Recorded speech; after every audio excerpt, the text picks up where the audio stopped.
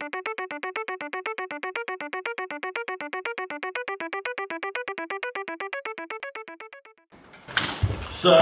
my name's Ivan, and I built this thing called CrashLog, so I'm going to talk about basically how it came about and what I've done for the last 4 months. So let me start by saying that everything is fucking broken. My apps are broken, all of your apps are broken, and the one tool that I relied on for the last 4 years to tell me when my shit's broken is also broken. So AirBrake does this really cool thing. When your app breaks, it puts this nice thing in your production log after it swallows the exception and sends it off to their servers. It has this really useful URL at the bottom where you can actually go and look at this exception that they have apparently just swallowed. So you can load that up in your browser and, you wanted to see an exception.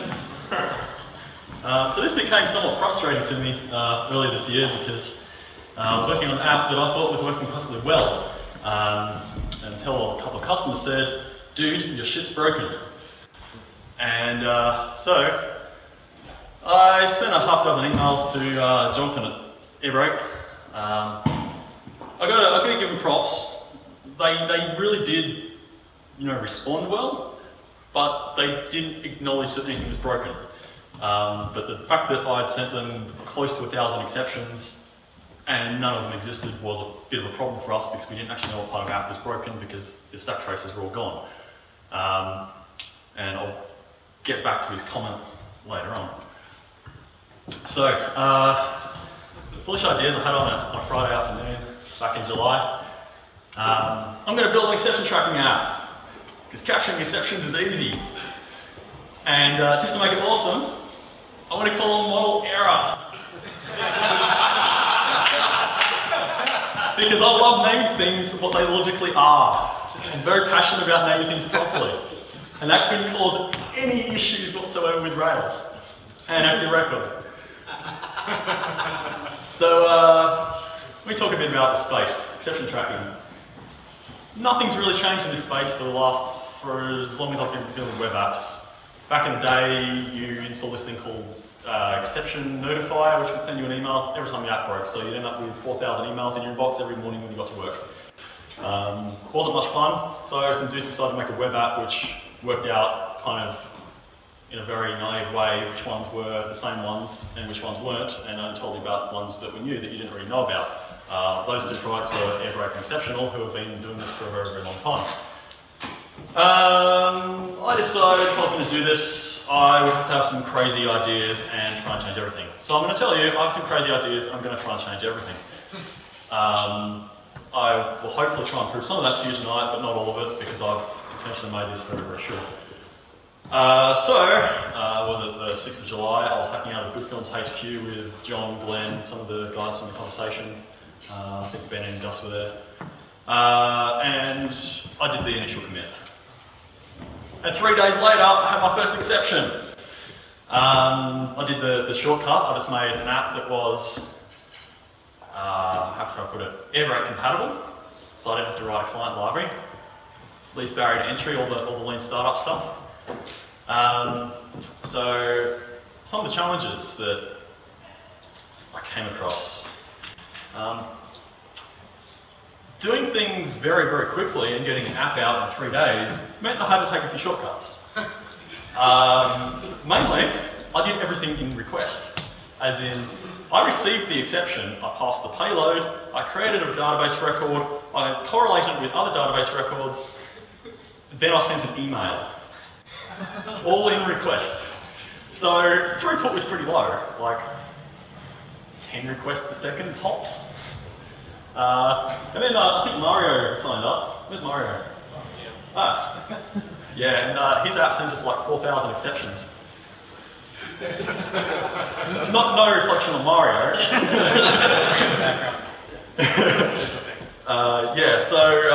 Basically it almost brought things to a grinding halt. So the first problem I had to solve was how to handle throughput to a point where I wouldn't have to worry about it for a very long time, so I could focus on actually building an app instead of trying to keep it alive.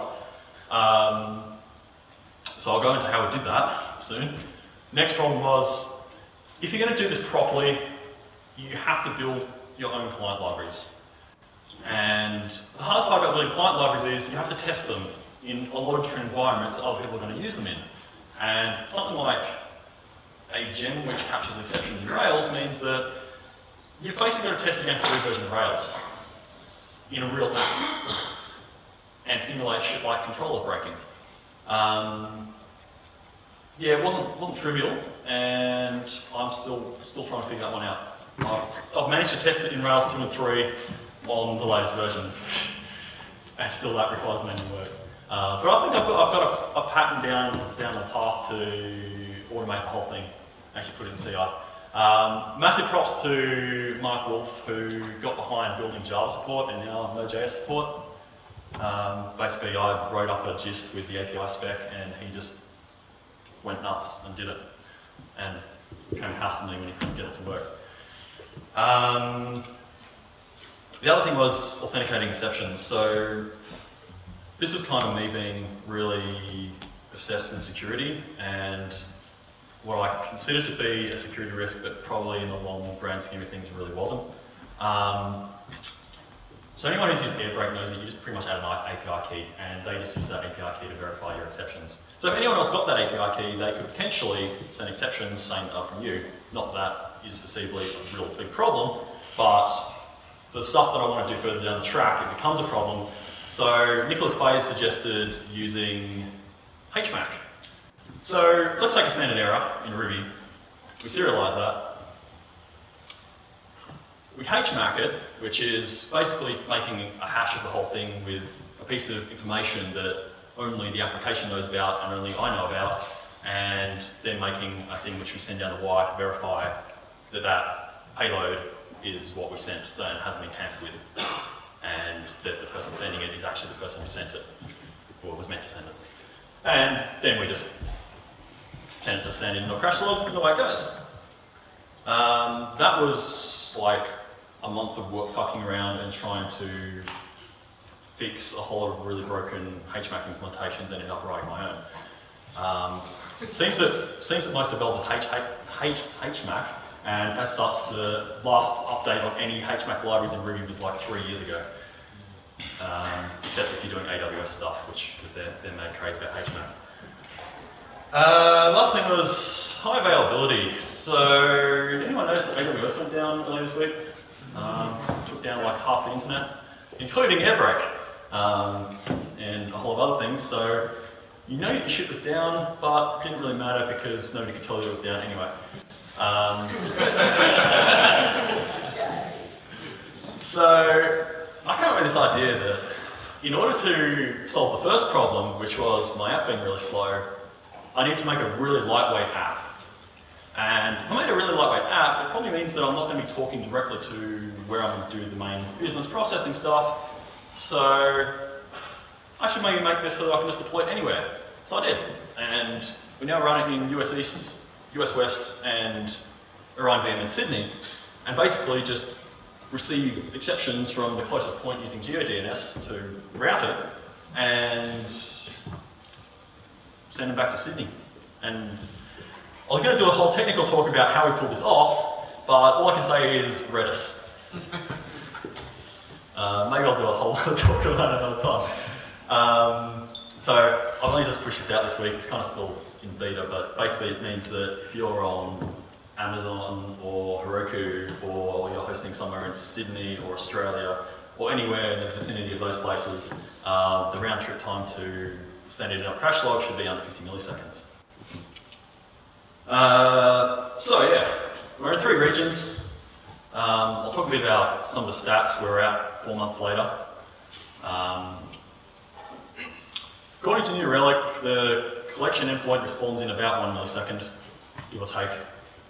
It's pretty fast, and it runs on 100 unicorns. So it does a few things. Like I said, latency is pretty good. And with all that, today we're processing about 160,000 exceptions a week, which is nothing compared to what other people are doing, but I consider it a nice little, yeah, my app's fucking doing something. I'm proud of it. So what makes CrashLog different? I'll talk a bit about the app itself, I suppose. Real-time UI. So one thing I started mucking around with a while back was Ember.js. I know somebody in this room, might not be in this room, somebody said, do not go use Ember.js, it destroyed our company. It, you know, blah, blah, blah, blah. Ember has come a bloody long way since I started mucking around with it in January earlier this year. So the front end for CrashLog, which looks like this, is an entirely client-side app. It does all the view rendering, absolutely everything in the browser, and then just talks over JSON to an API. This basically means that it responds like it's a desktop app, and we can just push stuff over WebSockets and it appears when events come in. The other thing was, and I'll demo this in a sec, backtrace context. So we've all seen a backtrace that looks like this. It's kind of cool. You can say, oh yeah, so my app broke on that first line, or somewhere else in that line. I'll probably just open up my Vim or TextMate and dig through the code and find it. But I actually am more interested now, because that's where I'm mentally focused, in knowing what bit of code actually broke. So you can click on it and expand it, and it'll pull in the code that broke. Next thing was environment breakdown. This is kind of obvious, I suppose. I'm not really calling it a feature, everyone kind of does this. But just knowing exactly what was going on your system, what libraries were loaded, what environment variables were set, when you need to go and debug shit really quickly, without having to SSH into your box and figure out what bash profile you had loaded and all that bullshit. And the last thing was user level contexts. Biggest problem I've always had is you launch an app in, say, beta, which pretty much describes every app I've built before this, which sits in beta for years. And we know a whole lot of people that are using it. Actually know most of them in person. And they'll say, oh, yeah, I was trying your app out and I tried to do something and it didn't work. They don't give you anything more than that. So instead of going through your thousands of exceptions that have popped in to figure out what that was roughly in the time frame they were talking about, you can actually look up which user broke it and see all the other errors they had in your app. As long as they're logged in, of course. So we basically figure out who the current user is and try and serialize some very basic attributes about them, like their name and their email address and their ID. And then we just correlate everything back to that. Yeah. So a bit about the actual tech behind it. It's essentially two apps. On the left, we've got the main Rails app, which serves up basically the front end, does all the event correlation and everything else. The Ember box probably deserves to be bigger than everything there, because it's most of the app. The rest of it's just a great API mounted in Rails. I only use Rails for authentication and maybe something else. And run that on Unicorn, and then we persist this with Postgres and React. React's something I've been mucking around with. It's really, really cool. It does some awesome stuff with JSON, that's all I'll say. It's going to let us do some very, very interesting things soon. And then on the other side, we've got the collection endpoints, which are basically a rack app, and they use Redis to authenticate stuff and talk to the other apps in other parts of the world using RabbitMQ. Pretty simple stuff, pretty lightweight, very, very easy to deploy, given that just about everyone deploys a stack that pretty much resembles this these days. So, with all that, I'll give you a demo. So what I've got is the CrashLog front end. Let's create a new test project. And pull out the authentication keys. So the CrashLog gem, if you've got source, has a script in it called integration test, which basically just simulates sending an exception. I won't go through the whole Rails setup because it's pretty straightforward. Gem install CrashLog or add it to your bundle, and then Rails generate CrashLog, and away you go. So I'll just drop this in and hit return. And there we go. So it's on two things here. You can see up the top. I hope you can. Let me make this bigger. has actually detected what our app is, so we know that it's authenticated correctly.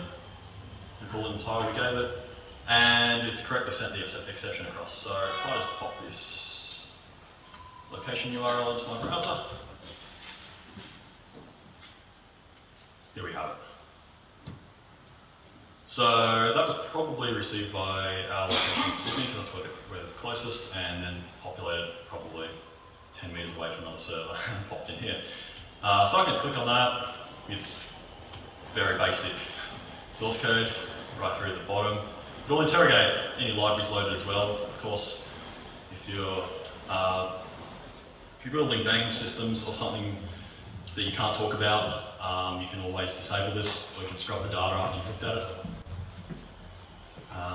Again, it's pulled in all my environment stuff. It's obviously filtered out my EC2 secret credentials. And I can even look at what libraries are loaded and what versions. So that's all pretty useful. That's about it.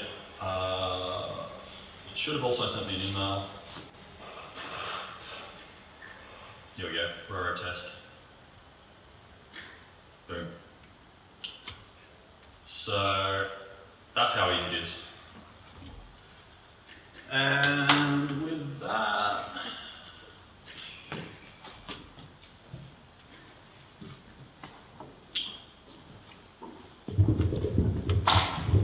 lastly, like I said, special thanks to Mark for actually getting interested in this project and pushing it forward.